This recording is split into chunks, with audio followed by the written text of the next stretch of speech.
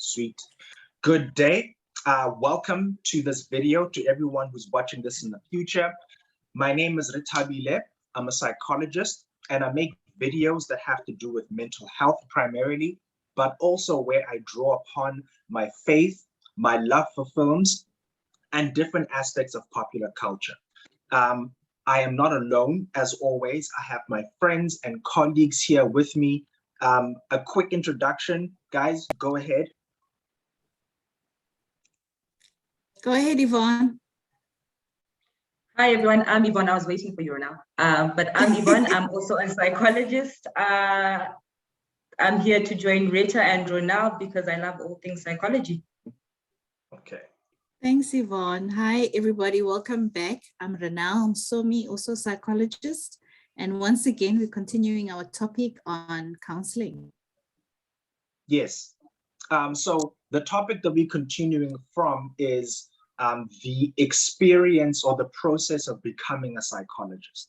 But quickly, before I carry on, Yvonne, your practice, go ahead and plug. Oh, my practice is in Germiston, East Rand, Johannesburg. I work with couples, adolescents, and adult individuals. My passion is working with couples. I love the crazy. Okay. And how would a potential person contact you? Sorry, I forget about these things.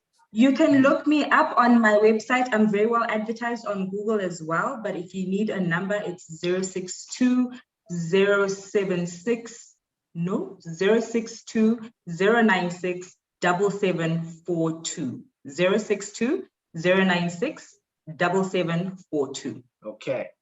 She's an amazing psychologist, Yvonne Chilimanzi. Thanks, Rita. Okay. All right. So what it is then, that we're going to be doing is carrying on from where it is that we left off. And the place that we left off the last time, I think we have gotten to the point where we were discussing when a person has done their honors degree, and then we're moving on to the process of getting into masters and everything after that. Okay. And so what it is then I think we could start off with is the application process to get into the master's program, because that is its own kind of experience. There are various universities in South Africa. A lot of them offer a master's program in psychology. And what it is that I think I can say, fair is fair, is the fact that the advertisements for the master's program are made the previous year or the preceding year that you're going to be trying to get in for. So if you are applying for 2023, the adverts will go out during this year, usually in the second half of the year. Am I correct about that? I think early in the second half of the year, June, July. Yeah. Okay. And there would be an application form and where you would have to fill in, of course, who you are, what category you're applying into. And this is the very important part, because in psychology, when you are making your application for your master's program, that is the point at which you are applying not just to become a psychologist in general, but in psychology in South Africa, you're also applying to the specific category that you want to qualify into. And so I think we would have spoken about the different categories in psychology in South Africa. But as far as applied psychology, like what it is that you would typically associate with psychology, individual therapy, group work, that sort of thing, the ones that most people would be applying into, if I'm not incorrect, would be clinical, counseling, and educational psychology. Yeah? Or am I missing something? Yes. Okay. All right. Those are the ones, yeah. Yeah. So then if I can just open the floor and just ask you then, what can a person expect as far as what needs to be in their application form? The things that usually go in there that are expected of them.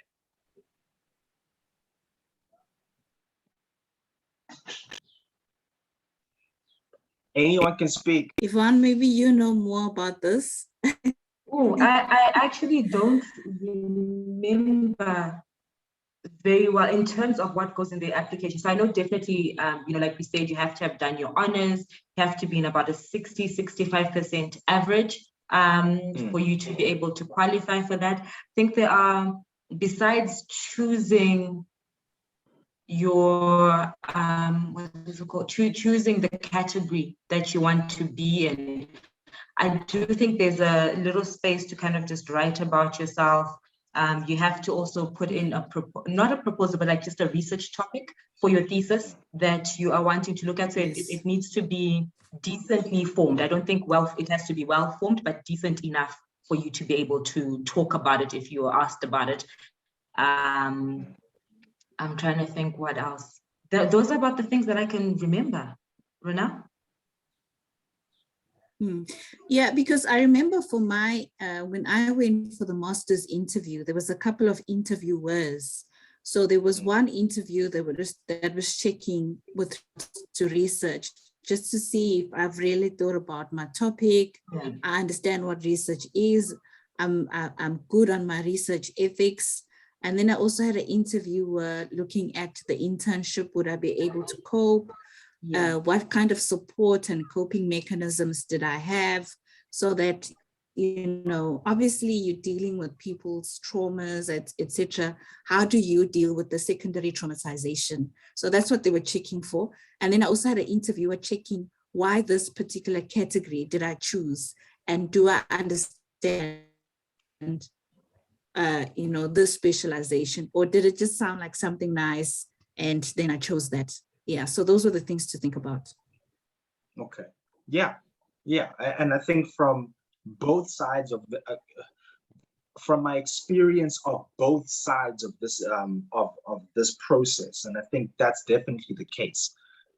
So there's a biography, there's a academic criteria to reach, and then there is the research component. So as far as the part you've applied, and then you have been invited for an interview, that's the next thing that needs to happen. Just like you said, Ronelle, it isn't just that you make the application and you're welcomed into the program. Now you have to go through effectively, which is a brief assessment process, and that will be your interviewing for the different institutions that you've applied for. So the first thing I think it's important for me to say, don't apply to just one institution. I think we talked about this with you, Ronelle, especially. Apply to different places. Okay, you don't put all the eggs into the one basket. Apply to different institutions, because it's quite possible that you may not get even interviewed into the one institution that you applied for. Yeah. So you want to try your luck. You want to try improve the odds of being invited for the interview by applying to different places. So if you are accepted, if you are invited for an interview, some of the things that you can look out for are explained by Ronelle very well.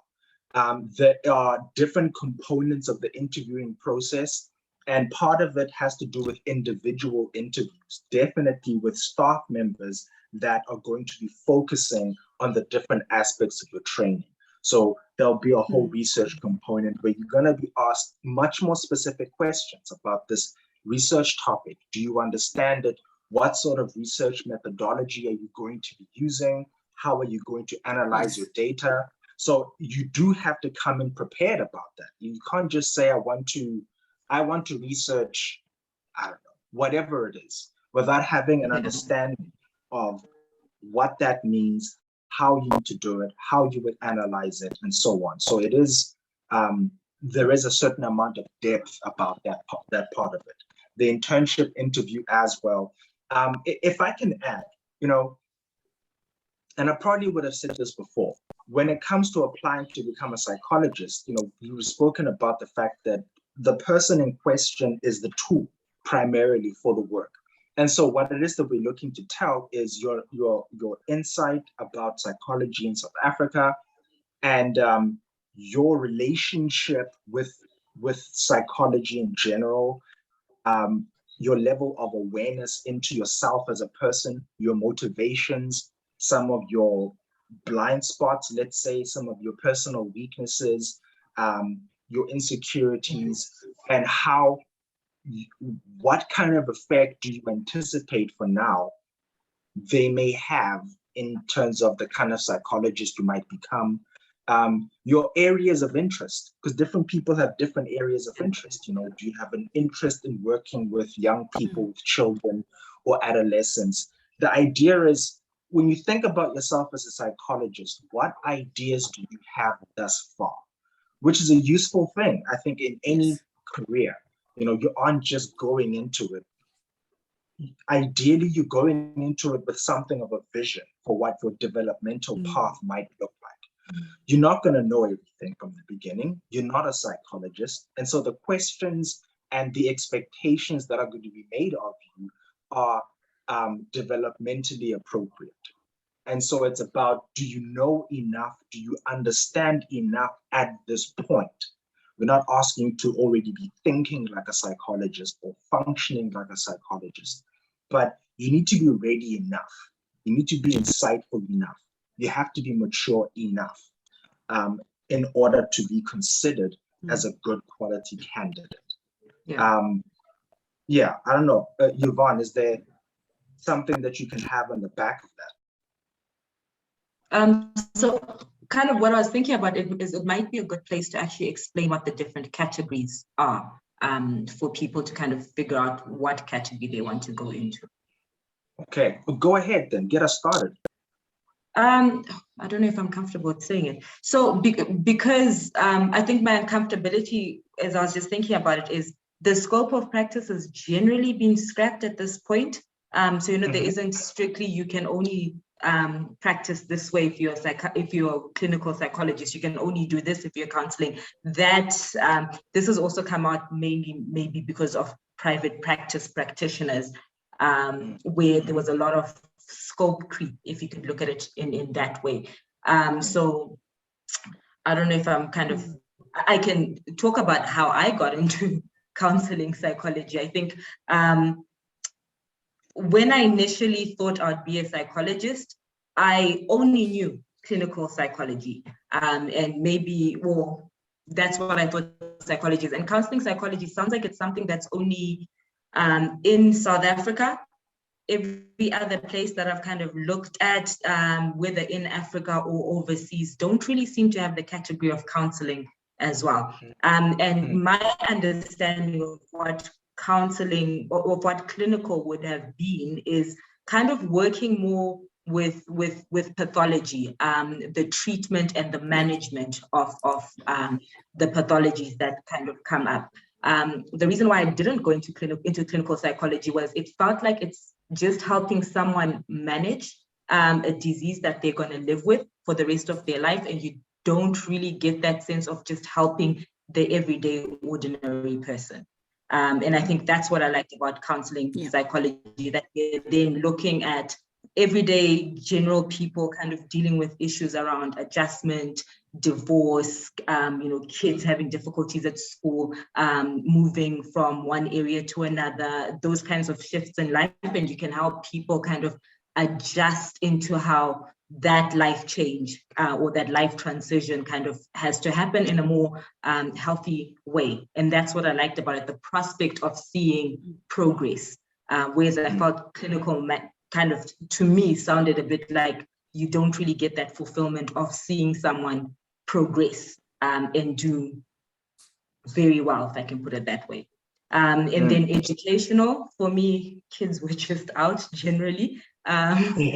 But educational was, my understanding of it was, you know, dealing mainly with kids and helping them with developmental difficulties, especially around educational needs. So how a child would progress in school, how they would cope with their learning, you know, looking at all the learning disorders, ADHD, dyslexia, ADD, those kinds of things. And working with kids for me was just not a thing I was really interested in doing, mainly because kids don't have much agency, and I would be then relying on the parents to make the changes, which you don't know if they will be made or not. Yeah. Yeah. Ronelle, I mean, there's so much yeah, basically, yes. Because the journey That's that the you have. basic part of it. Yeah. Yeah, I think for me, the context was what seemed to distinguish the categories the most. Because if I looked at the clinical people, they tended to work in hospitals and they tended to work with the more severe cases of mental illness. And just as Yvonne said, there's less gratification because those clients needed more medication than talk therapy. I mean, they'd completely lost touch with reality. So how can you have talk therapy with them? What really are you there for? They need more a psychiatrist than a psychologist. And then when I looked at the educational psychologist, you know, as Yvonne said, working with kids, being in the school setting wasn't really something I was looking for. And then with the research, I've never been one, I take forever to like document things and write up an essay, or I just knew I could never spend my whole life, you know, researching and writing in a dissertation.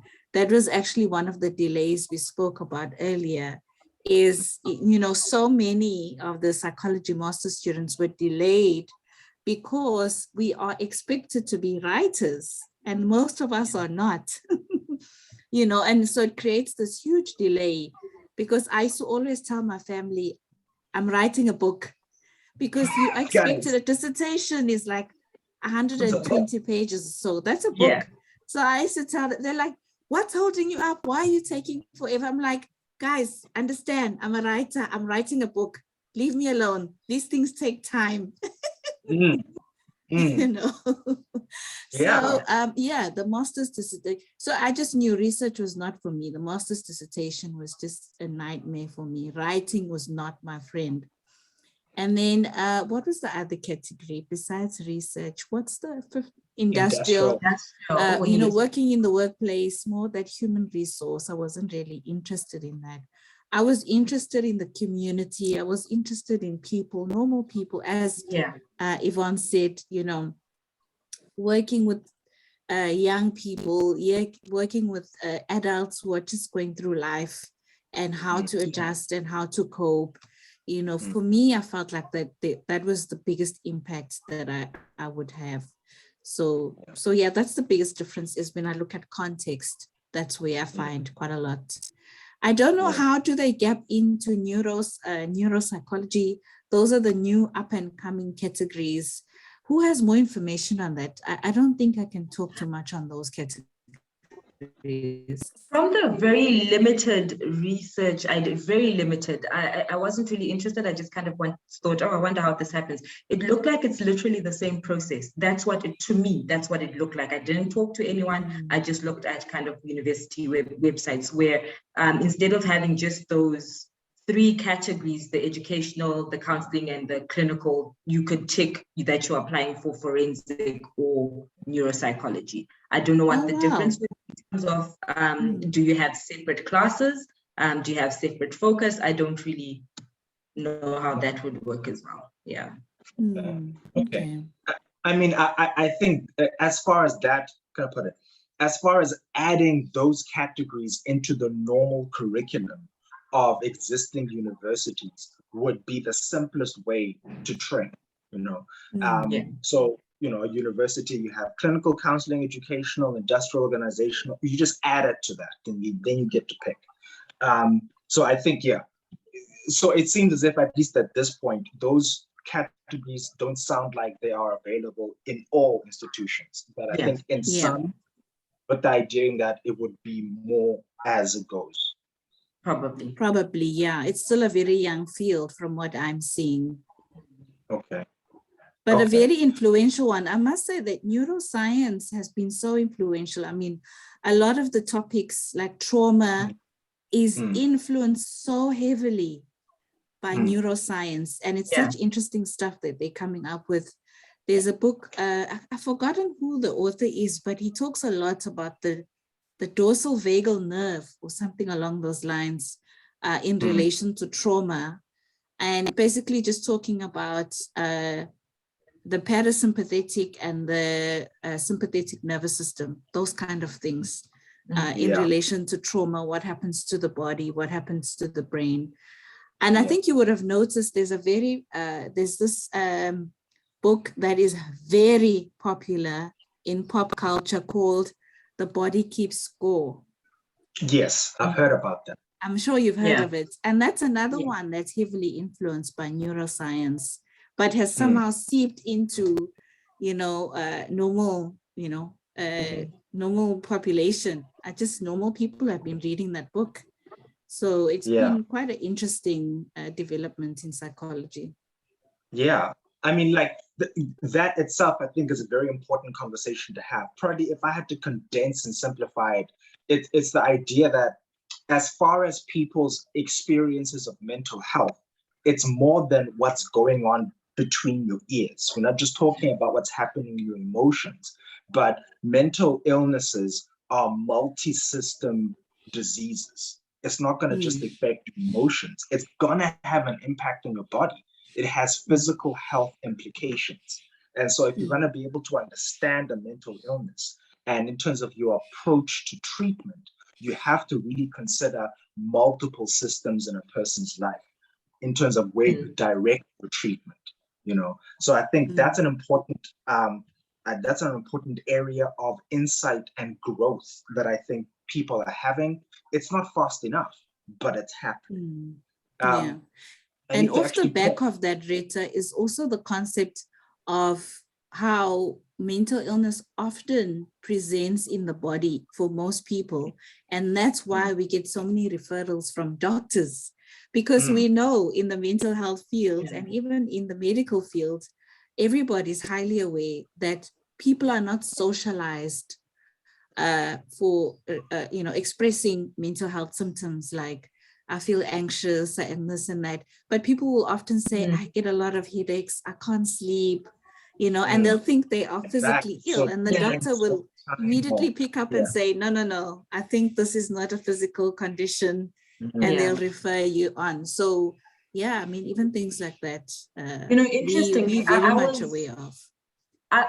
When I was coming to university, so I was coming from a totally different country. When we did travel to South Africa with my family, we always went to like the bougie places. So, it's kind of the sense that what I know of South Africa is not the everyday life before I came here. It's the holiday resorts. Yes. And when I applied, this is what I thought life was going to be like. And then when I was getting prepared to come to university for about 2 weeks before, was it 2 weeks or 3 weeks before I actually had to leave, I had headaches every single day. So I went to the doctor the first week and she was kind of like, okay, take this, took it. Still didn't help. After about 3 days, my mom was like, okay, no, let's go back to the doctor. Went back to the doctor, still gave me other medication, went back home. After a couple of days, I think the second week, she looked at me and she goes, is something big about to happen in your life? And I was like, yeah, I'm going to South Africa for university. And she's like, oh, okay, you're stressed. And it hadn't dawned on me because I was excited, but I was also quite fearful. First time I'm in a country where I know nobody, and it was like, so this, and that was kind of my introduction to, so maybe when you do get stressed or when you do have mental issues, it can manifest in your body. I'll never forget that because I just thought to myself, at first I actually thought to myself, this woman's crazy. She's just mad. She doesn't know what to do with me anymore, but I'm sick. Okay, man. Very important stuff. I mean, okay. So I was about to say before, like we hit and we're about to break our 5-minute warning already. I don't know. Shall I push it forward another 5? I don't know. I think we can kind of wrap up because, once you've done your master's, you're basically just looking at finding an internship site. And that's the thing, because one of the things that people don't tell you is while you're in your internship, you can still finish up your dissertation. But that's been a red flag for a lot of the universities. It's something they've actually started considering when they're doing master's selection is the maturity level. Remember, we spoke about time management in part 1, and that's where it comes back. because master's is such an intense year. You've got so many components. You've got a practical component. You know, you have to go to your sites. Either you're going to a counseling center or a hospital or a school. You're doing assessments. You're seeing kids. You know, you're doing so much. Plus, you've still got your normal student life aspect where you attend lectures and you write assessments and you write tests and you have to submit assignments. And then on top of all of that, you still have to write this huge project. As I said, it's like writing a book, you know, so when do you have time, you know?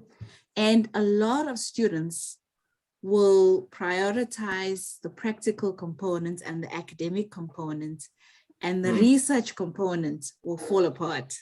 And then it runs over into the internship site. And when they're at the internship, once again, it's so busy. They're doing so many things that the research component falls apart. And then you find yourself after your internship unable to write a board exam, because that's what happens once you've completed your internship. You have to write a board exam. You are unable to do that because officially you have not graduated from master's. So you cannot write that board. Ronelle? Yes, Yvonne. Can I just jump in and say the internship is 12 months full time. So it's not a part-time internship. It's not a limit, you know, it's not 6 months, it's 12 months, January to December, you are going to work. It's a job, just full-time, 4 hours. Yeah, it's a job. Definitely, it's a job. Yeah, full-time job, basically.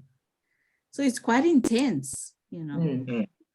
So, okay, I you were don't know, saying maybe something. you can speak into your experience, Rita. Yeah, I mean, see, the experience that you were describing is exactly what happened to me, you know. So it's exactly that. During the M1, the first year training, it's everything else that I realized I could try to keep up with, and I was able to. But even then, that was a hard push. I could not add my thesis to the site. I had tried, but you know, the way that I describe my thesis, it's like pushing a car. Like you have to start gaining momentum. And that's the key, because the momentum makes it easier to keep working. And I could never gain momentum. Same thing during the internship, full-time working, couldn't gain momentum. And so I had to humble myself to the fact that I'm going to have to handle this after my internship, because I was able to sit down with it full-time, all day, every day at home, and build up that momentum in the research and just do the writing. You know, like you said, it's a book. So you have to start writing, you know, however it is that your supervisor and yourself work. But probably a simple way that my supervisor described it is, you know, you think about building a body from the inside out. You need the skeleton first, and then you're adding layers, and that takes time. You know? Yeah, definitely. And so I found myself effectively for over a 12-month period after my internship was over, doing my thesis like a full-time job. You know, I was waking up every day to sit down. You're a full-time writer. That's it. I was full-time writing, you know, so that's what it took for me. And getting through that was its own journey regarding my relationship with it. But regardless, that's what I had to do. And I had to come to the point where I agreed with myself that it's fine. You know, this is my story. It's okay. Exactly. And I still finished my degree. I finally graduated, wrote the board exams and all of that. But different people have different stories. You know, some people are able to finish it within the minimum time. I couldn't, man. I couldn't. I think just but that also speaks to into how difficult. Go ahead. Thanks, Ronelle. Just to put context into how difficult it actually is. So in M1, that master's, I did work on it a little bit. Into my internship, I had a baby in February. So I started my internship in January. So end of January, I went on maternity leave. I actually managed to do a lot more work on my thesis during my 3 months maternity leave than I did the rest of the year that I was in my internship. So, you know, it's I had a baby who was quite difficult. You know, she was colicky. She wanted to be held all the time, but still with that, I was actually able to do a lot more work than when I just had my normal 8 to 5 job and come back home. It wasn't even about looking after the baby. It was you're still taking work home, assessments and writing the reports and this and doing research. And that's what kind of gets in the way of it. Yeah. Definitely. No, it's rough. It's rough, And so to everyone who's ever done it, it's very rare that I'm able to say I know what you're talking about, but I do. It's rough. Congratulations, it's a big deal. And so, yeah, I mean, to put a fine point on it, as far as, Yvonne's journey in terms of picking which category to go into, it's very similar to my reasoning for it at the time, where I wanted to focus more on applied psychology. My relationship with psychopathology at the time was very different compared to what it is right now. I was a lot more hesitant. I was a lot less friendly kind of ideologically to it. But with experience, and I think this is something a lot of professionals would say, regardless of what work you do, with experience and time, your relationship with certain aspects of your work is capable of evolving. And so the kind of place that I've gotten to regarding my relationship with much more clinical aspects of psychology has evolved, so my relationship, especially with understanding the different factors of psychopathology, different disorders and names and symptoms and medication and all of that kind of stuff has evolved a lot more. And so that type of thing has changed, and I feel a lot less. I think we spoke about it during our very first session. The categories, the boxes have become more complex, as you grow time, during the course of time, as you grow your experience as a professional. But I think the fundamental thing that I would say is that, especially with these three, the clinical, counseling, educational, as far as your abilities and skills, what it is that you are expected to be able to do, there's actually a lot more similarity than there is difference. I think the differences become more refined and more expressed the further along your career path that you go down. So the more educational type of work that you do, the more specialized you become in it, or clinical work or counseling psychology. But the basics of your skill base is the same. You expected to know how to have a one-on-one therapy session. You're expected to understand the broad areas of personality theory, developmental theory, all of that kind of stuff. You're expected to have a good ability to conduct assessments and score them and interpret them and report writing. You're expected to be able to understand psychopathology, the different psychological disorders, the symptoms, how to identify them. All of these kinds of things, those three categories of psychologists are all able to do. It's simply the specialization becomes more emphasized the longer you go. So it speaks to the context, as I said before. It's mainly the context that specializes you. Exactly.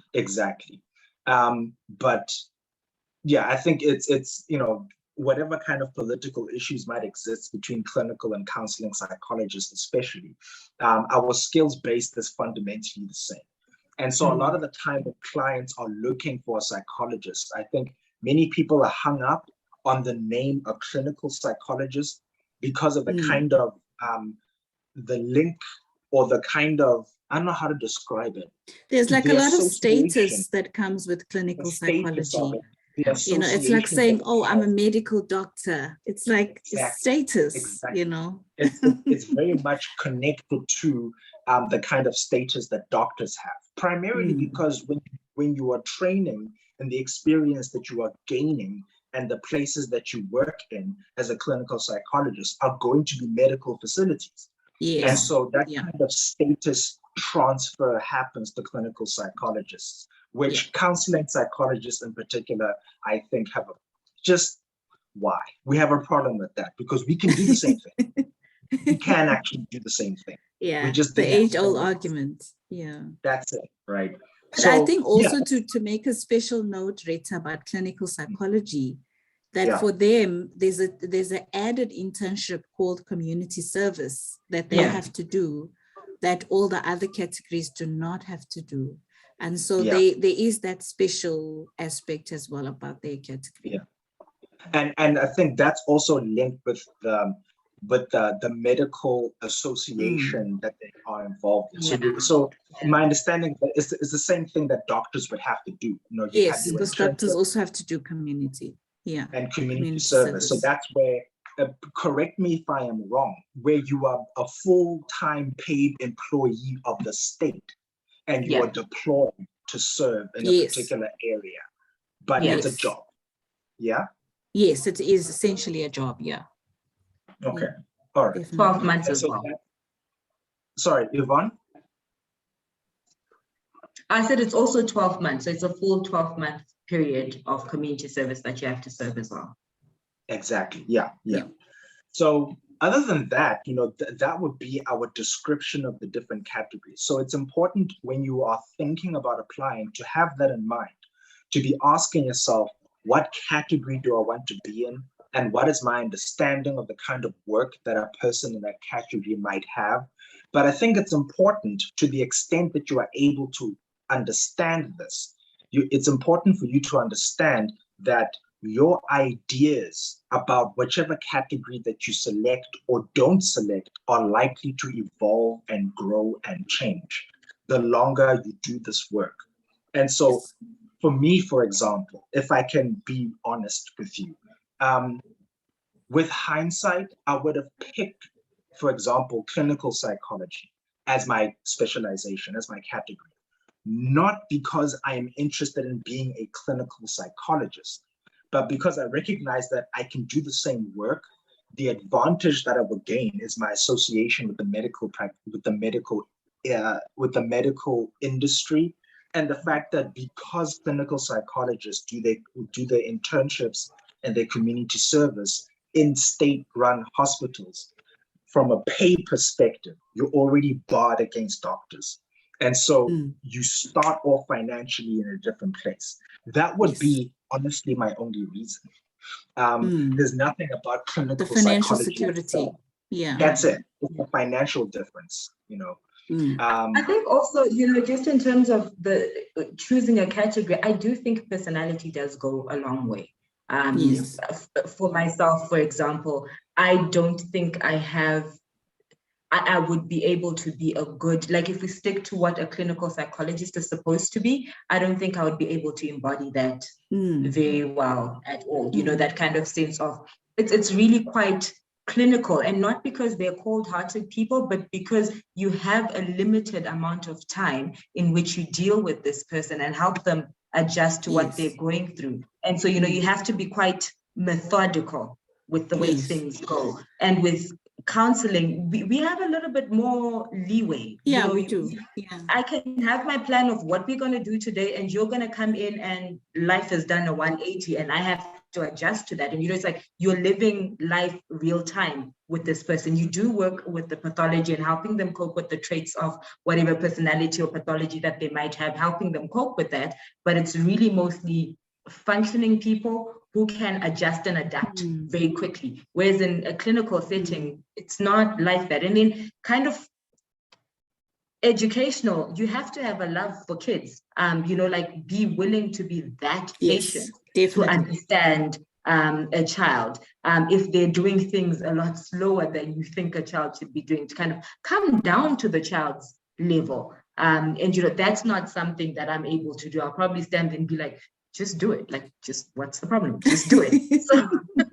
So, you know, it's like its personality really does lend itself to where do you think you would be able to fit in as well? Yeah. Yes. Yeah. Sorry, my screen was frozen for a second, so I don't know if it was me, it was you guys, but everyone's back. But I was frozen for a second. Okay. Yeah. You wanna say more? Okay. It's okay. So yeah, I think I was just thinking about what Yvonne was saying. I was just saying, I was thinking about what Yvonne was saying about personality, and I think that really is important, because even when I think about, you know, yes, there's a financial aspect, as Rita was saying. I know a lot of people who chose clinical psychology because of the financial security. But then on the other end of that, the consequence of that is that there's no satisfaction career-wise, there's no passion, because remember the gratification of seeing your clients actually progress in real time, as Yvonne was saying, is not always there. You're dealing with a very, very severe case who half the time is heavily medicated.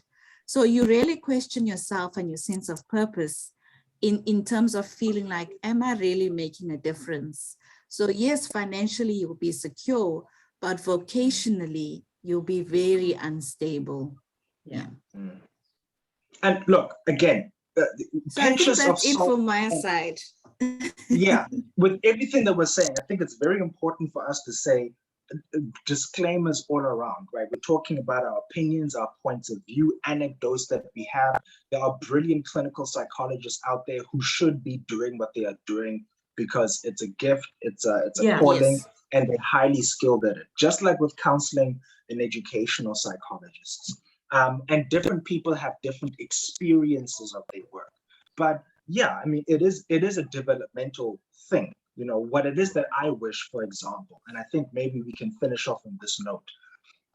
While it is possible for someone who's qualified or registered in the clinical category for them to work in different settings, so they could choose to work in a university setting or privately, or work in settings that allow them to be much more applied and less clinical. What frustrates me is the fact that it's very difficult for a counseling person to be accepted into spaces that are more clinical, like in hospitals. And that, for me, I feel like is a problem. Clinicals can go this way, but counseling psychologists can't go that way, which I think is a reflection of an important problem as far as how these categories are applied in our country. In fact, a better system that I feel we should be using, I think we should be using it, is the kind of model that attorneys have, where you qualify as an attorney basic. And then as you work, you get to choose how you want to specialize, not even without changing your name, as it were, but in terms of the work that you start doing more of with additional training or certificates or so on. Or if you get a master's degree, you get to specialize, let's say, intellectual property law, or you become like a family lawyer, or you do different things. You can take a conveyancing course and become a conveyancer or whatever. I wish that that's how psychologists in South Africa were trained, where you didn't have to pick these categories ahead of time, but you pick them after the fact. Yes. So every person would be able to go to a school, and you go to a hospital, and you go to like a psychology kind of practice, a student support services or a place like that, and you do everything that everyone else does, and it's after that you get to pick your particular category. That's what I wish happened in terms of the selection and the training process in South Africa. But maybe it might still happen. Maybe there's something in the works coming up, but that's the kind of change that I wish happened. I think they've already scrapped I don't know if scrapped is the right word, but they kind of are doing away with that scope of practice that kind of keeps you to certain categories. And the idea has now been, if you're trained in it, if you're competent in it, you should be allowed to practice it. Exactly. So, okay. So, if becoming a psychologist is something you want to do, the three of us, I think we can unifiably, I think we can definitely say that we encourage you to continue to investigate the world of psychology, gain insight and focus on understanding the kind of person that you are, how you like to work, the kinds of clients that you envision yourself working with, what your strengths are, but also it's important to understand what you think your weaknesses are. Throughout your studies, focus on excellence. Okay, get the best marks that you can, but expose yourself to the field itself. Gain as much practical experience in psychology-related fields or areas of life or service where you get to do community service work. And educate yourself as much as possible. about the field. What else? I think for now, that's what, just get ready to do a lot of it, especially once you hit postgrad. It's fun, it's great, but I don't think we would be doing you a favor if we didn't tell you that it's not going to be easy. But it's worth it, man. It's worth it. It's worth it. Yeah. Definitely. Yeah. Okay. So I think, that's what it is that I have for today. Yeah, some channel news before we finish off. There's different segments that I'm trying to put together, different flavors of things that I'm trying to do. So this will be, the main aspect of the channel where we speak about different aspects of psychology together. So this would be the main section. But as far as other segments are concerned, there's one called Morning Thoughts. The idea is thoughts that I have in the morning. And I want to put that together in a playlist. Another one would be film analyses. I don't have a name for it yet, but my friend who's a filmmaker and we've had already one video. I need to upload that. And then the other one has to do with my own segment. I think I'm calling it movie moments, but it would be like particular lines or scenes in films that I feel like can be unpacked for their mental health implications. Different ideas that a particular scene conveys to me that I think could be helpful in terms of whatever aspect of mental health that we are describing. Yeah, so just thank you for watching the video. We value your time. Please do subscribe to the channel, tell other people about it. We like to hear from you. Please leave your comments. And we look forward to having another video and speaking with you again. Yvonne, Ronelle? Thanks, Rita. This has been great. Thanks, everybody, for watching. And again, if you're looking Thanks, for everybody. in the Edenvale area, look me up, Yvonne Chilimanzi. And if you're looking for a psychologist as well who can help you anywhere across the country, I run an online practice. And my contact details are in the About section of this channel. So look me up over there. And yeah, Ronelle, we look forward to hearing about you and private practice sometime. Yes, we do. I'm still putting that together, but maybe in the near future, I'll also be in on this private practice thing. You'll be amazing at it, honestly. Thanks. Seriously, So anyway, okay. So have a great day. Goodbye, everyone.